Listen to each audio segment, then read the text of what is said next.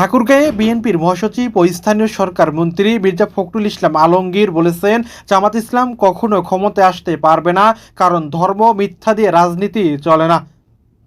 বুধবার 20 মে ঠাকুরগাঁয়ে পরিত্যক্ত বিমানবন্দর পরিদর্শন শেষে জেলা বিএনপির সংবর্ধনা অনুষ্ঠানে তিনি এসব কথা বলেন। এই দেশের মানুষ জামাতকে ক্ষমতায় আনবে না, খুব পরিষ্কার কথা। কেন? এই জামাত ইসলাম 1971 সালে আমার স্বাধীনতার বিরোধী। তিনি জানান, আগামী 2 বছরের মধ্যে ঠাকুরগাঁও বিমানবন্দর চালু করা হবে। এছাড়া পাবলিক বিশ্ববিদ্যালয়, মেডিকেল কলেজ ও নতুন উপজেলা বাস্তবায়ন করা হবে বলে তিনি জানান।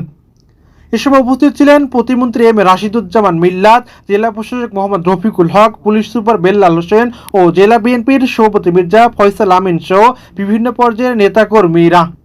মোহাম্মদ মানিক সাদ, RBC নিউজ ডেস্ক, ঢাকা।